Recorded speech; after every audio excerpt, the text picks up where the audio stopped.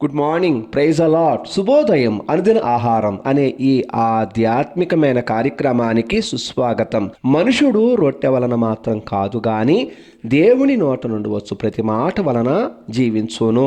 December నెల 24వ తారీఖు ఆదివారము 2023 సంవత్సరము. ఈ రోజు దేవుని వాక్య ఆత్మీయ ఆహారము కీర్తన 47 అధ్యాయము 9వ వచనము. జనుల ప్రధానులు అబ్రహాము యొక్క దేవునికి జనులై కూడుకొని ఉన్నారు. నిన్నటి దినం యొక్క వర్తమాన కొనసాగింపులో ఉన్నాము. అబ్రహాము యొక్క దేవునికి జనులై కూడుకొని ఉన్న జనుల ప్రధానులు అబ్రహామునకు సంతానముగా కూడుకొని ఉన్నారు. అబ్రహామునకు సంతానమైన జనములు దేవునికి జనులు. ఈ దేవుని జనులు అబ్రహామును బట్టి ఆశీర్వదించబడిన జనులు. దేవుడు తన దాసుడైన అబ్రహామునకు చేసిన వాగ్దానమునకు వారసులు ఈ జనులే. జనముల ప్రధానులైన వీరు దేవునికి జనులై కూడుకొనుట సర్వజనులు తెలుసుకొను సంగతి ఏమనగా, దేవుడు సర్వభూమికి మహారాజై ఉన్నాడని, అన్యజనులకి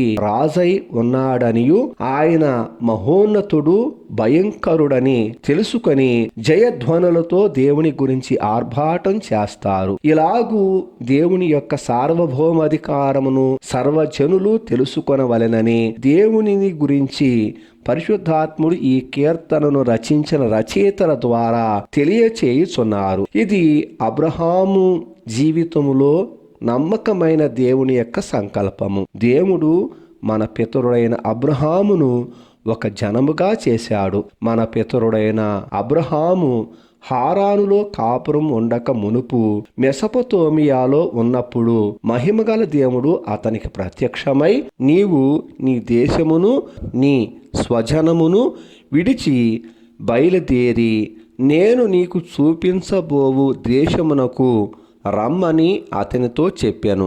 అప్పుడు అతడు కల్దీయుల దేశమును విడిచిపోయి హారానులో కాపురము ఉండెను. అతని తండ్రి చనిపోయిన తరువాత ఇశ్రాయేలు ప్రజలకు వాగ్దానం చేసిన దేశములో కాపురము ఉండెను. అతని తండ్రి చనిపోయిన తరువాత దేవుని పిలుపునకు లోబడిన మన పితరుడైన అబ్రహాము దేవుడు వాగ్దానం చేసిన దేశమునకు ప్రయాణమై దేవుడు తనకు చూపించిన దేశములో కాపురము ఉన్నాడు. ఈ విధముగా మన పితరుణ్ణి దేవుడు పిలిచినప్పుడు, నిన్ను గొప్ప జనాంగంగా చేసి నిన్ను ఆశీర్వదించి నీ నామమును గొప్ప చేయుదును అని తనకు కలగబోయే ఆశీర్వాదమునంతటిని వివరించి చెప్పెను. ఈ విధముగా మాట తప్పనటువంటి దేవుడు అబ్రహాము కుమారుడైన ఇస్సాకు ద్వారాను, ఇస్సాకు కుమారుడైన యాకోబు ద్వారాను అబ్రహాము సంతానమును గొప్ప జనముగా చేసి, యాకోబు కుమారుడైన యోధా గోత్రములో నుండి దేవుడు సశరీరునిగా మానవ ఆకారముతో ఈ భూమి మీద జన్మించి, పితరుల దేవుడు నూతన నిబంధన ద్వారా సర్వజనులకు దేవుడై ఆర్భాటముతో బోరాధ్వనితో ఆరోహణమాయను. ఈ విధముగా పాత నిబంధనలోని మన పితరులను నూతన నిబంధన వారసులమైన మనలను ఏకము చేసెను. ప్రియ శ్రోతలారా, ఇందు నిమిత్తమై పౌలు మహాశయుడు ఎఫెసీయులకు రాసిన పత్రిక 3వ అధ్యాయము 19వ వచనంలో వ్రాసినది ఏమంటే, కాబట్టి మీరిక మీదట పరజనులను పరదేశులనై ఉండక పరిశుద్ధులతో ఏకపట్టణస్థులు దేవుని ఇంటివారునై ఉన్నారు. క్రీస్తు యేసే ముఖ్యమైన మూలరాయై ఉండగా అపోస్తులులను ప్రవక్తలను వేసిన పునాది మీద మీరు కట్టబడుచున్నారు. ప్రతి కట్టడమును ఆయనలో చక్కగా అమర్చబడి ప్రభువునందు పరిశుద్ధమైన దేవాలయమగుటకు వృద్ధి పొంది ఉన్నది. ఆయనలో మీరు కూడా ఆత్మ మూలంగా దేవుని నివాస స్థలమై ఉండుటకు కట్టబడుచున్నారు అని వ్రాశారు. ఈ విధముగా కట్టబడిన ఆత్మ సంబంధమైన దేవాలయమే అబ్రహాము యొక్క దేవుని జనులు. అంటే వీరు అబ్రహాము సంతానము.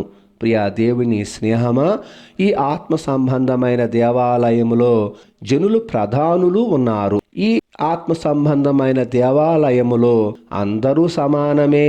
ఈ సమానమైనటువంటి భావమును దేవుడు ఈ లేఖనము ద్వారా మనకి తెలియచేయుచున్నారు. ఈ జనముల ప్రధానులను అబ్రహాము యొక్క దేవునికి జనములుగా చేసి దేవుని నివాస స్థలముగా కూడుకును లాగున చేసిన దేవుడు మహోన్నతుడు. ఈ సంకల్పము మహోన్నతమైన సంకల్పమై ఉన్నది. ఈ సంగతిని సర్వజనులు తెలుసుకొని మహోన్నతుడు భయంకరుడు, సర్వభూమికి మహారాజై ఉన్న దేవుడు తన పరిశుద్ధ సింహాసనం మీద ఆసీనుడై ఉన్నాడని ఎరిగి చప్పట్లు కొట్టి జయధ్వనులతో దేవుని గురించి ఆర్భాటం చేయుడని ఈ కీర్తన సారాంశమును ఆత్మదేవుడు మనకి తెలియచేయుచున్నారు. ప్రియ దేవుని మిత్రమా, ఇలాగు చేయువారు ధన్యులు. ప్రభు చిత్తమైతే రేపటి దిన ఆత్మీయ ఆహారములో ఈ అధ్యాయం యొక్క చివరి వచనమైన భూనివాసులు ధరించుకునే కేడెములు దేవునివి అనే ఈ వాక్యము ద్వారా విని ఆత్మీయ బలమును మేలులు పొందుదాం. దేవుడు మిమ్మలను మీ కుటుంబాలను సమృద్ధిగా దీవించి ఆశీర్వదించునుగాక. ప్రార్థన. ప్రేమామయుడా, కృపామయుడా, సర్వశక్తిమంతుడా, మీ పరిశుద్ధ పాదాలకు సాగిలపడి నమస్కరిస్తున్నాం. పరలోకమందున్న మా తండ్రి, ఈ సమయాన మమ్మల్ని ప్రేమించి మీరు మాకు అనుగ్రహించిన ఈ దినమును బట్టి కృతజ్ఞతాస్తుతులు చెల్లిస్తున్నాం. మీ వాక్య వివరణకై కృతజ్ఞతాస్తుతులు చెల్లిస్తున్నాం. ప్రభువా, నీ దాసుడైన అబ్రహాము ద్వారా నూతన నిబంధన యందు మమ్మల్ని ఏకజనంగా సమకూర్చిన ఈ జనులై కూడుకునేటటువంటి ప్రజలలో జనుల ప్రధానులు ఉన్నారని తెలియచేసి మేమందరము అబ్రహాము సంతానము ద్వారా నీ సొత్తని మాకు వివరించినందుకై స్తోత్రాలు. మాకిచ్చిన ఈ గొప్ప ఘనతను బట్టి మీ పాదాలకు సాష్టాంగ నమస్కారం చేస్తున్నాం. మా ప్రభువా, సకల జనులు ఈ సత్యమును గ్రహించి చప్పట్లు కొడుతూ జయధ్వనులతో ఆర్భాటం చేయొచ్చు నీ నామాన్ని ఘనపరుచుదురుగాక.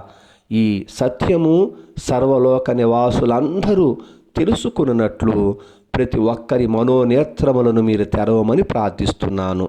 మమ్మల్ని ప్రేమించి అనుగ్రహించిన ఈ దినము మీ అధికారానికి అప్పగిస్తున్నాం. మీ చిత్తమే మా జీవితంలో నెరవేర్చమని, జరిగించమని మీ పరిశుద్ధ పాదాలకు సాష్టాంగ నమస్కారం చేస్తూ ఈ ప్రార్థన మీ ప్రియకుమారుడును మా రక్షకుడైన యేసుక్రీస్తు అత్యున్నతమైన నామములోనే ప్రార్థించి పొందుకొని ఉన్నాం పరమ తండ్రి.